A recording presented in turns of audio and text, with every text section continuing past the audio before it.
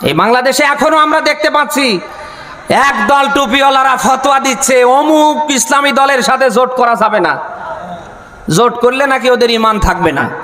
আবার অপর দিকে দেখছি যাদের সাথে তারা জোট ঐক্য করে ফেলেছে তাদের ঈমানও নেই, আকীদাও নেই। আমি প্রশ্ন করতে চাই,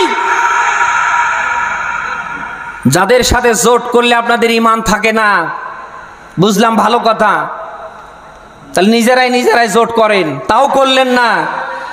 এমন এমন মানুষের সাথে জোট করলেন তাদের তো ঈমানও নেই, আকীদাও নেই।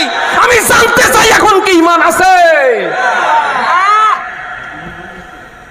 কি করছেন আপনি বলেন তো?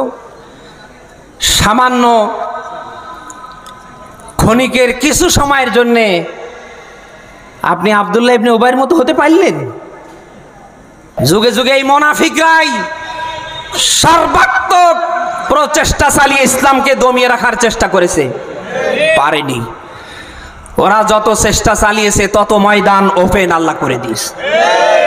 আজ এই বাংলাদেশের নব্য মুনাফিকরা আল্লাহর ইসলাম কায়েমে যত বাধা দেবে তত ময়দান আল্লাহ ওপেন করে দেবে। আপনি দেখতে পাচ্ছেন না? আপনি দেখতে পাচ্ছেন না? এরপরেও যদি আপনি মনে করেন যে না আমি কিছুই দেখতে পাচ্ছি না,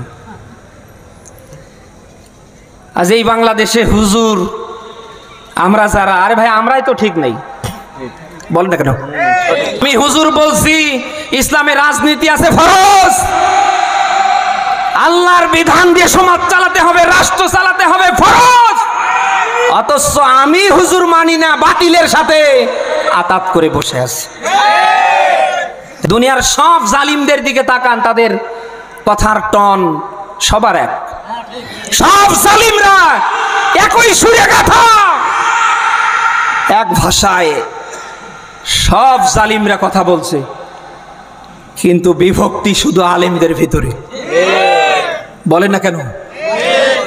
এই ১.৫ দশকে আপনি টের পাননি? কে আলিয়া, কে কৌমিয়া, কে জামাত, কে হেফাজত, কে চরমনাই, কে ফুরফুরা? জালিমরা কাউকে ছেড়ে দিয়েছে? প্রত্যেকটাকে ধরেছে, আয়না ঘর পর্যন্ত নিয়েছে। আপনি ১.৫ দশকের এই জালিমদের অত্যাচার থেকেও যদি আপনি শিক্ষা নিয়ে এখন আলেমদের সাথে এক হতে না পারেন, এক কাতারে আসতে না পারেন, সামনে পিঠের চামড়া থাকবে না। আলেমে আলেমে বিভেদ এখন, জালিমে জালিমে দোস্তি, পথের ঠিকানা জানা নেই কারো, কে কোথায় পাবে স্বস্তি, কে কোথায় পাবে স্বস্তি। দুনিয়ার সব জালিমরা এক,